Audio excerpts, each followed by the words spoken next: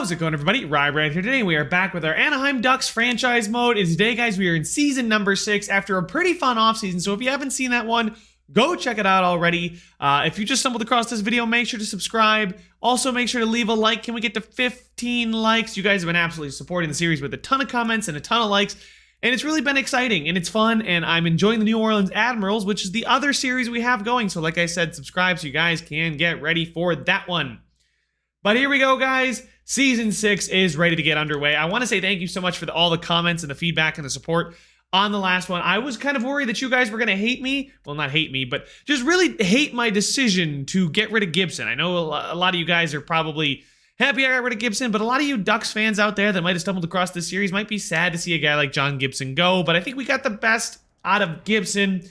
And we used Gibson to get a nice 25-year-old in his prime, Philip Tomasino, 88 overall, medium elite first-line forward, with some pretty ridiculous underlying stats. 95 defensive awareness, 98 offensive awareness, 92 passing, 88 wrist shot accuracy is pretty good. Not very physical, but I don't need him to be physical or fast because I'm not going to play the game. But 2019 first-round pick, a playmaker who is signed for one more year, so we can see how he contributes to the team. He does fit quite well to the top line.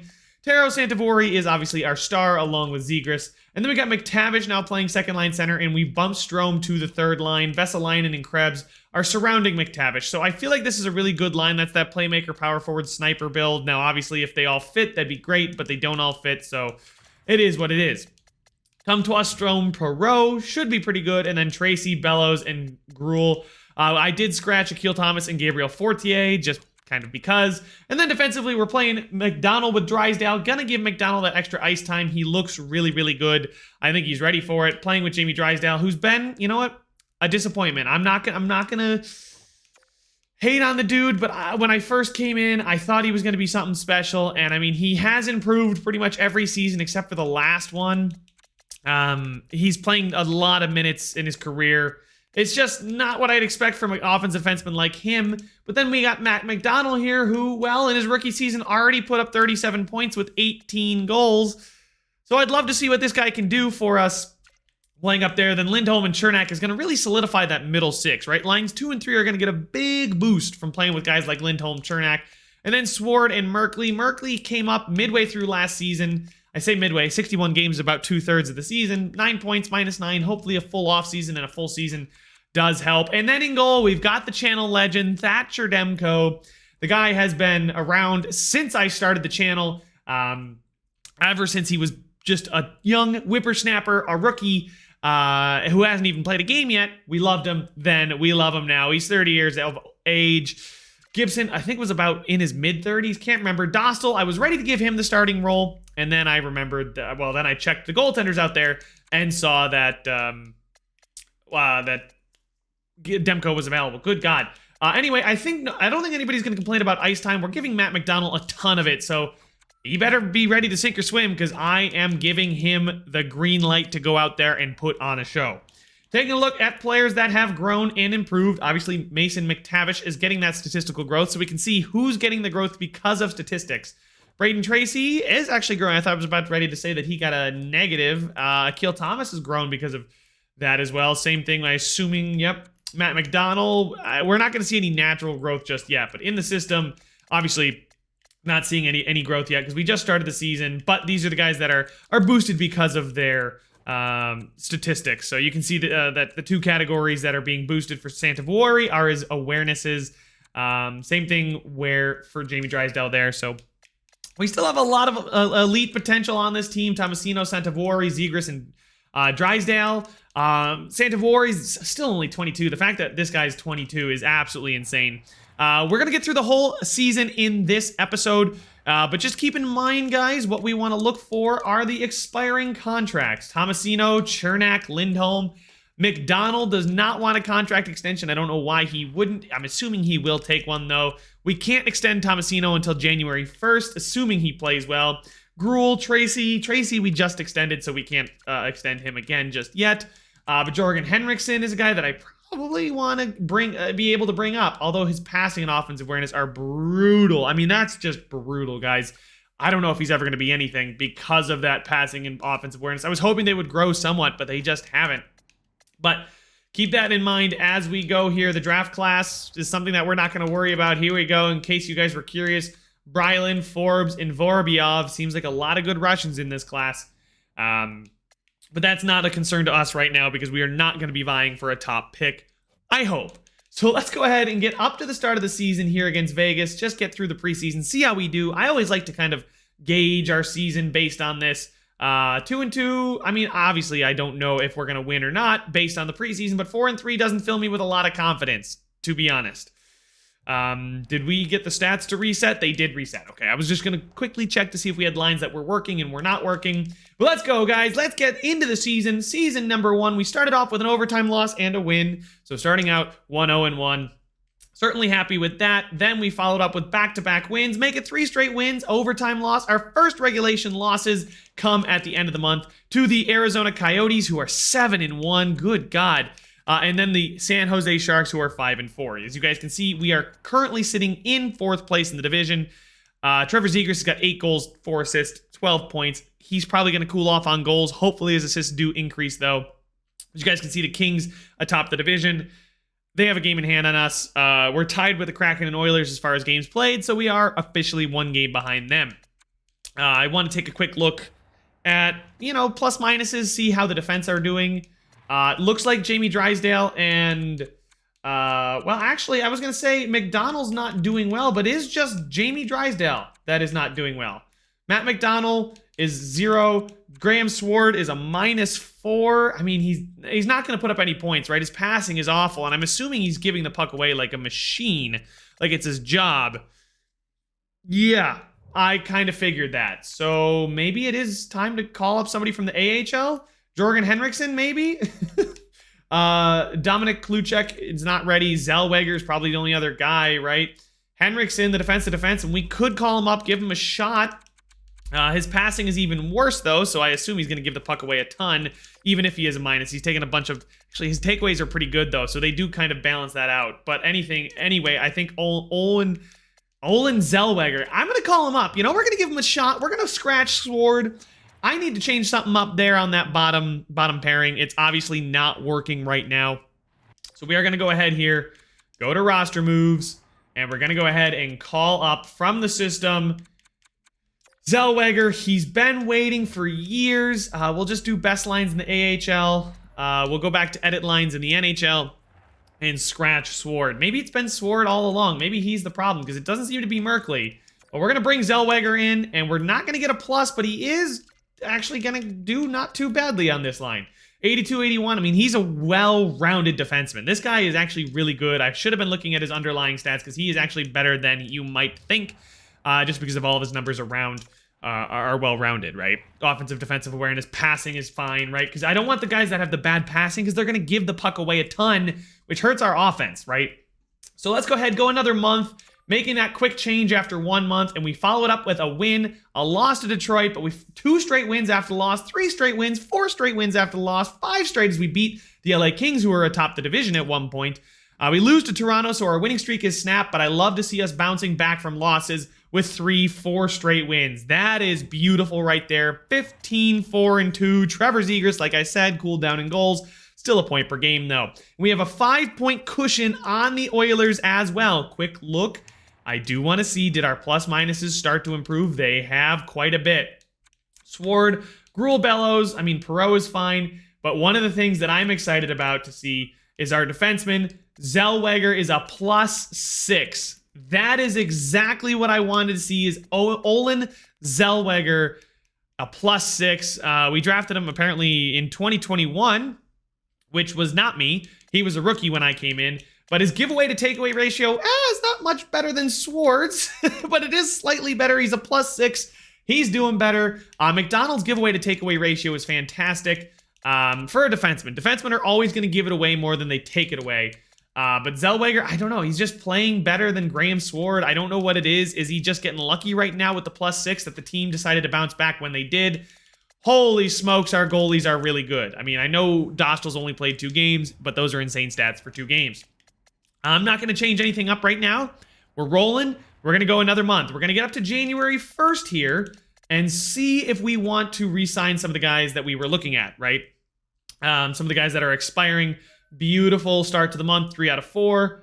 5 out of 6. Yeah, and there we go. More points, but we bounce back from losses with wins, which is exactly what you want to see. That's a well-coached team. That's a team that's been there, done that. A lot of veterans on this team. I know we still got some younger veterans, but they're in their mid-20s now, which is their prime. Mason McTavish, though, with 35 points in 35 games as a second-line center. Very interesting, and it's nice to see that we are the #1 team in the entire league, but the Coyotes have 2 games in hand on us and are only a point back. But we don't need to worry about winning the President's Trophy. I don't care about that. If we get, I'd love it. I'm not going to say I don't want the President's Trophy, but it's not what I'm concerned about. What I am concerned about is winning the West and more specifically winning the Pacific. We are 8 points ahead of the Kraken, 9 points ahead of the Oilers there, and things are just going well. How is Tomasino doing is what I want to know. So let's take a quick look. I know I've been popping in here a lot. Forwards, Tomasino's got 30 points in 35 games. He's got 26 assists. He's only shooting 7%. Krebs with 32 points is doing very, very well. And a plus 23, that second line is absolutely murdering teams. 23, 20, and 18. Now, I wonder if part of this has to do with that Chernak-Lindholm pairing. I'll check that out in just a second, but I'm kind of inclined to believe that these guys are killing it because they get that sturdy defensive pairing. Santivori, Tomasino, Zegras, they're also doing fine, but it really is that second pairing. Looking at the defensive core, it is Lindholm, Chernak are doing great. McDonald's got 9 points in 35 games, is a plus 10. Jamie Drysdale's got 22 points in 35 games and is a plus 6. Zellweger is a plus 12. Merkley's a plus 10, so Zellweger is absolutely killing it right now. I'm very happy to have called him up when I did. His giveaway to takeaway ratio, he does give the puck away the second most on the entire team. But as far as defensemen, he takes it away an average amount. But Drysdale's not very good at taking the puck away, is he? Let's take a look at his previous years. His history suggests that he gives the puck away a lot and takes it away not as much. As far as McDonald is concerned, McDonald did okay with that last year. Actually, no, he didn't. Often the defensemen are going to give the puck away more. I mean, yeah, I don't know. I mean, it's been good so far. I'm trying to dive into some of the deeper stats here for you guys. Those of you that might be curious, but I really do think it's goaltending. Holy smokes, they are playing the crap out of Demko. Does Dostal play any games? Do I? Oh, no. Oh, no. Did I leave on... Did I turn off auto-rotate goalies a few years ago and then never turned it back on? Where is it? Head coach, edit lines, minor league head coach. Auto-rotate goalies is off, so Demko has been playing this whole time. And did I just crack the code? Do you just grind your starting goalie into dust? I mean, the only reason Dostal's played 2 games is he's coming in relief for 2 games. It's not because he started 2 games. And that could be a big reason, guys, why Demko's played every single game this season. Now, that could be a big reason why we're doing so well, plus-minus wise, right? We don't have Dostal, but I'm not going to cheese it like that. That's a little too cheesy for my liking to just grind my goalie into dust, have him play 82 games, 30-year-old Demko playing 82 games, although the Canucks might need him to do something like that in real life. I'm not going to do it to the poor guy. He deserves a break every once in a while. Happy New Year, Demko. You don't have to play every game. Looking at the lines real quick, though, like I said, this first line is doing fine, but the second line is absolutely bombing teams.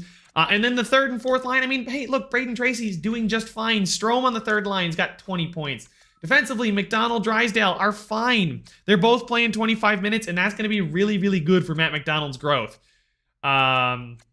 McDonald, not McDonald. I hope I'm enunciating that properly, but I do like how Zellweger's playing more time on ice than Merkley, and Olin is handling it, right? In special teams, you know McTavish is on the power play, right? So he's going to have only 6 extra power play points, so on the second line, that line is just thriving, right? McDonald, how many power play points? He's only got 1. Strongly dislike that, so I'm going to flip them and put Drysdale on the first power play because I'm assuming our power play is a little lacking. If we get the power play rolling, guys, this could be a ridiculous season for us. Taking a look at the goals for per game is 3.5, which is the best. Goals against per game is the best as well. Probably a little bit better than the Kraken just because Demko is playing every game. Power play percentage at 17% is not awful, but it's not great. Our penalty kill percentage, though, is really good. We are tied for 3rd best in the division. Power play attempts, or power play goals against, only 12 out of 82 attempts. So another nice thing, guys, we don't take penalties often. And when we do, we kill them, right? So anyway, I think I want to take a look at the contracts just for a brief moment. We know we've got a couple guys expiring. Tomasino wants to come back. McDonald does not want to come back, but unfortunately for him, I'm going to force him to come back. 5 years at $11 million for Tomasino is a lot. How many extension dollars do we have? We have $19 million. McDonald, definitely want to offer him a contract extension. I'm going to give him the 4 years at $5.5. I mean, it gets him till he's 26. I think he's still an RFA after that. I think he would just still be an RFA, so I'm not going to buy any. I'm not going to give him the 8 years. Actually, 8 years at $6.5 million is a lot for him, but I'm assuming he's going to grow quite a bit. We're going to offer him that contract right now, and then I'm going to wait on Tomasino, and we'll see how he does in the playoffs, right? We just traded for him. That's part of the Gibson trade. I want to get your guys' take on it, right? Like, do I re-sign Tomasino? I don't have to do it right now. I could, but he's been really good for us. He's been putting in a lot of assists. He's not a guy that's going to score a ton of goals, and hopefully we are going to bring him back. I just think $11 million is a little much for my taste right now. Anyway, we do get a 1-0 shutout win, and we are going to get McDonald back for 8 years at $6.5 million. So that's beautiful. That's what we wanted to see. He's going to be here till he's 30. He's one of our first draft picks. He's going to be a stud. He's already got that X factor that's going to help us out. There we go. 3 straight losses, 4 straight losses. There we go. We finally snap the losing streak with 3 straight wins. Can we get another one? We do not snap it there, but we get a shootout loss. There it is, snapped. A couple losses there as well. So we are starting to pile up some of the L's. I don't really find that to be too concerning, considering we're still 6 points up on the Kraken, 5 points behind the Coyotes with 2 games in hand. Good God. They are just unreal. Right now, we would be the best. We're the second best team in the league, second best team in the West, which sucks. We knew the Coyotes were going to be good, but goodness gracious. What we need at the deadline could be another stud defender. We'll check here. We'll get up to March 1st, take a look at our lines, pairings, see how things are doing here. I think we're actually at the Winter Olympics again. So that's why we had that week off. Maybe that's just a week off for us. But we're losing way too many games for my liking right now, and that's just because Demko is not playing. We're coming back down to earth, right? Demko is resting sometimes, and Dostal's playing, which I'm assuming is costing us games. Oh, wow, Demko plummeted. So apparently Demko just wants to play every game. I gave him a Happy New Year's present of you get to actually rest and go see your family. I don't have him chained to the goalposts, but maybe chaining him to the goalpost was the answer, as he's cooled off significantly. Taking a look at our skaters, it's now starting to look like Perreault, Comtois, Strome have really hit a wall. Perreault minus 13. Good God. And who's got the most giveaways on the team? That would be McDonald. McDonald's given the puck away quite a bit. Most takeaways on the team is Santavori. Wow, really? Tomasino with a good ratio there as well. He's playing 20 minutes a night. He's got 50 points in 60 games, so that is great to see. McTavish continues to lead the way as far as points. Santavori with 31 goals. Zegras with 22 goals. So it is Tomasino just setting up Santavori and Zegras. Krebs cooled off a bit. Drysdale's at 40 points, though. It's good to see that. But it's the third line that actually is kind of concerning. Perreault, how did you do? Anytime he was not on the first line, he's been a net negative. So I almost want to move Perreault. Maybe I scratch Perreault. I know he's still kind of young, and he got the opportunity to grow a little bit, right? He's a medium top 6 sniper. Maybe, I mean, moving Braden Tracy up there is fine. I don't want to take Perreault out completely because I do think he does have a role for us. Not really, doesn't really have a role for us, to be honest. I was going to say he does, but I don't think he does. Krebs and Vesalainen with Zellweger and Drysdale, McTavish and Gruel. So Gruel does not fit there. I feel like I want to play Tomasino there. Changing current line. We get the +1. He fits the penalty kill. He's a great defensive playmaker. I think that's what I want to do. Goaltenders, there's not much I can do there. Fortier is not good defensively, and neither is Akil Thomas, so we're just going to leave things the way they are. A couple changes, but I really think maybe we need, not a penalty killing specialist, but like a defensive third liner maybe could be useful for us. I'll check out what there is at the deadline, but we go 2-3 2 out of 3 there, 2-1 right before the deadline. And we are going to enter the deadline and just look at those 82, 83 overall guys for the third line. Wesley Like is an RFA, but it's just not worth it. We're not going to get him for anything reasonable. But finding a third liner, right? I don't need anybody too significantly, spectacular. I need a two-way forward. A guy like Brian Rust could be a guy to go after, right? Brian Rust here, we'll take a look. They want a second in Bancroft. They want Sword straight up for Rust. I'm not even playing Sword. And we've kind of decided that Sword is not good enough, right? Brian Rust, let's take a look at what he offers. He's an 85 second line forward. That's pretty well rounded in every category. He would fit the second line. He's an 80. I said 85. That's really good. Sword for Rust. I think I'm going to do it. Propose the trade. They're going to accept it, and we will see you on the ice. So that puts us really close to the cap now. I don't think I want to do anything too significantly drastic. We still have all of our draft picks. I don't need to go out and get somebody like that. Goalie-wise, Jane Williams is playing in the AHL and is honestly not playing too bad in the backup role down there. These guys here, I'm going to keep these goalies. They're both medium. We got a lot of medium elite. We actually have quite a few goalies of the future. But some of these guys here, Zachary Watt, I'm going to keep a hold of him. He's an offensive defense. We got plenty of those. Magnuson here, Magnuson, not bad either, but maybe not going to be anything for us. Could see what we get out of him. A second from the Sabres. I think that's a second this year and a fourth. 2/3 there. Okay, we could actually get some decent picks out of this guy, and I think I will. I think I'll take the Sabres offer. Getting a second out of Buffalo, I think, would be a win. A second this year and a third next year. Klim Kostin is another great player, but I already got I got Brian Rust to play in that middle 6-4, so I'm going to take the Sabres offer of a second and a fourth. Take a look at the draft picks now. Yep, that was a second this year. I am correct. We've got a first, 2 seconds, and a third for a prospect that really, I don't have much hope for. Landon McCallum is somebody that I think could someday be a member of the team. He was taken in the 5th round, right? He'll be 24 soon. I'm not going to get rid of him exactly. So I think I'm all set. I don't think I need to make any other trades. There's no other forwards that I really want. Maybe a defenseman. I think the Brian Rust deal was absolutely stellar. I absolutely love that deal. He's a two-way forward that's really good. Keandre Miller's really, really good and would allow me to scratch a guy like Merkley. Vesalainen is the only thing they're going to accept, so I'm not going to do that. We're going to keep scrolling through here. Obviously, some of these guys that are on non-expiring contracts I could go after, but Lucas Dostal. Teams want Dostal. What could I get for him? I could get a second. I could get Graves. I don't want to do that, though. I like Dostal as our backup. He's signed for one more season after this one.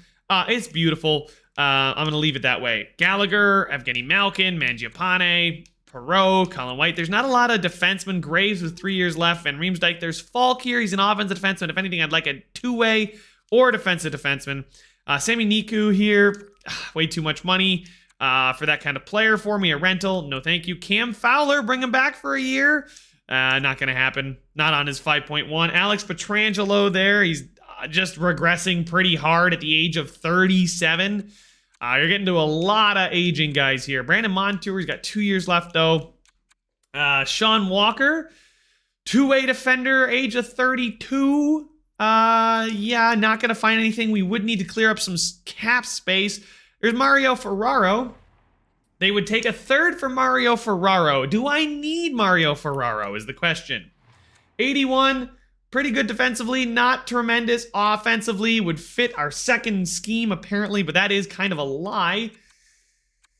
83 passing. How is he doing this season? He's looking pretty good on Seattle. The giveaway takeaway ratio is pretty good. He's playing on their third pairing, though. He blocks a bunch of shots and he hits. But is he more worthwhile than Ryan Merkley is the question. Let's just sort by overall here. Ryan Merkley is an 80. He's really, really good offensively.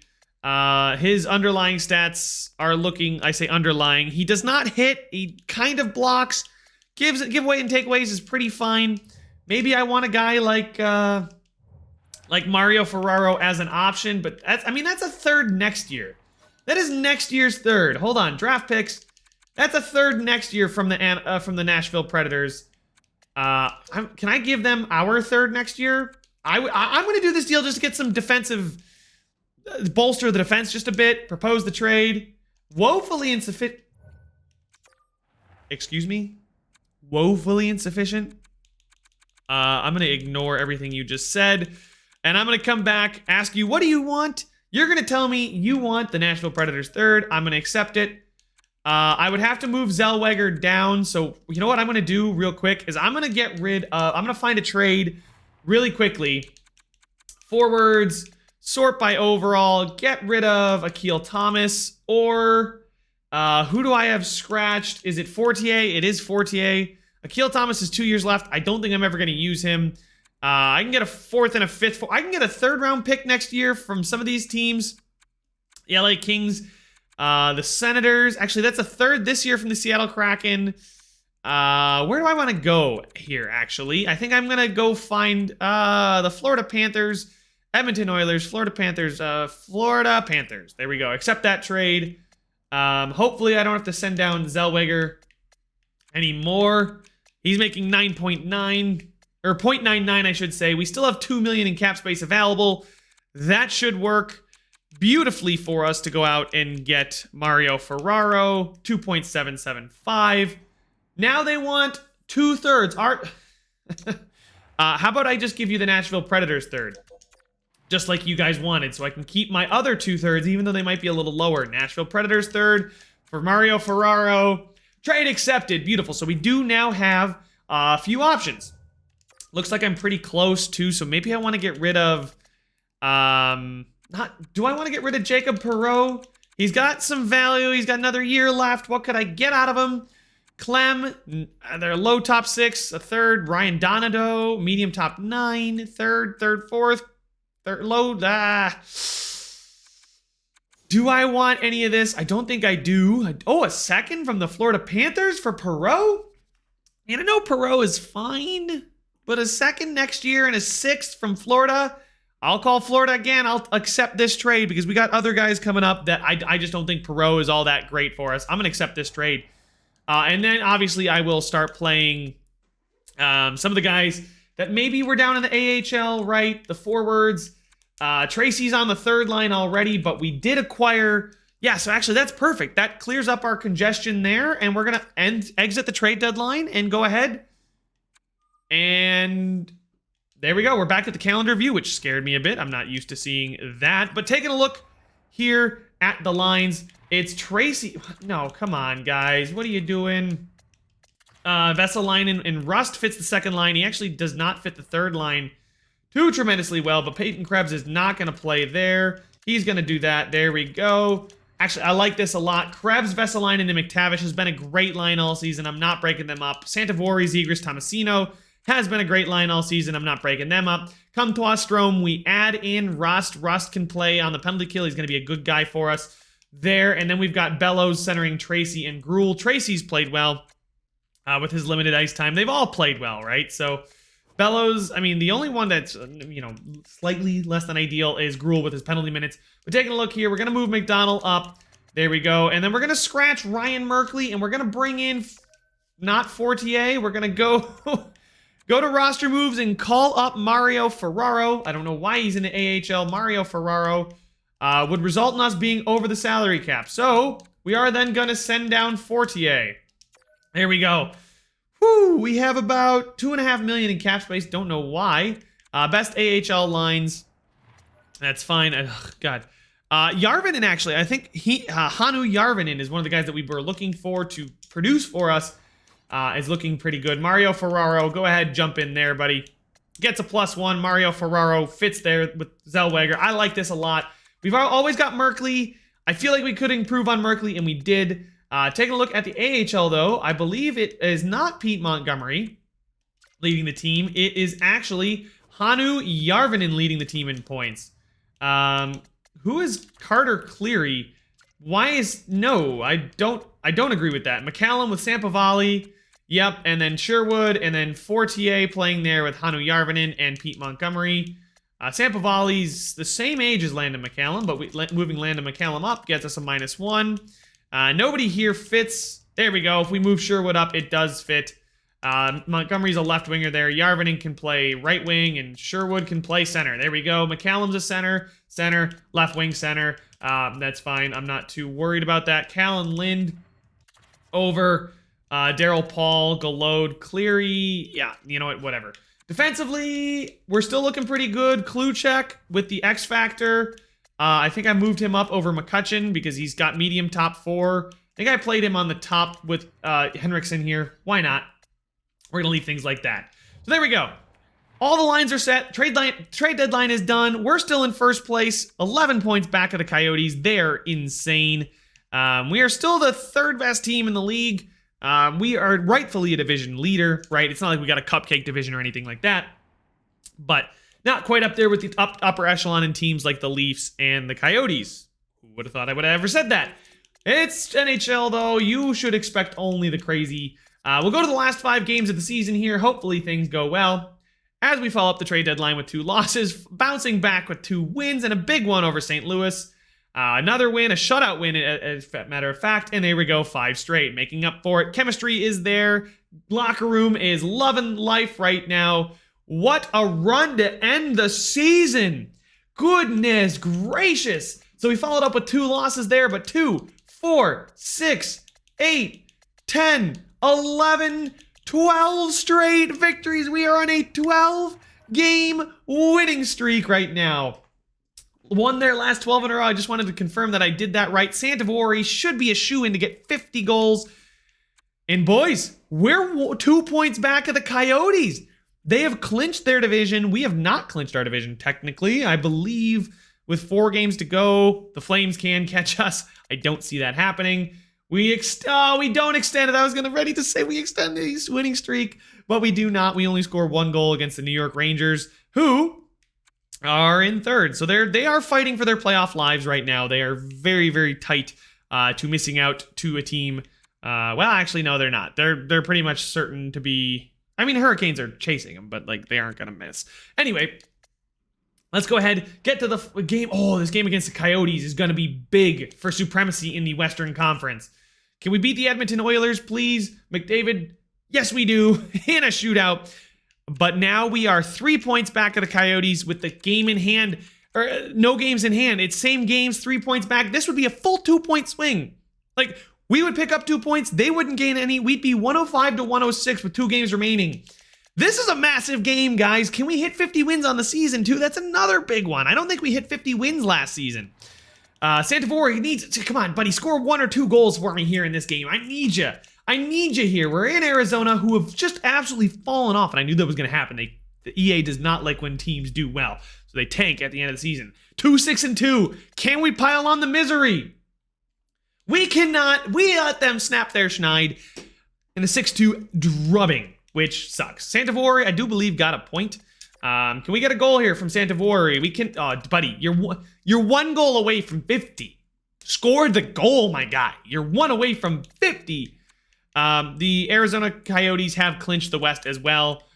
We were really close. The Leafs at 107, guys. We are a good team. We do hit 50 wins in that overtime win against St. Louis, but we're 8-2 in our last 10, which is beautiful.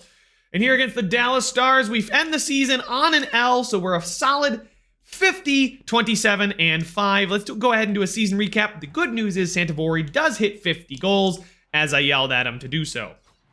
Take a look at put the entire league at the top, please.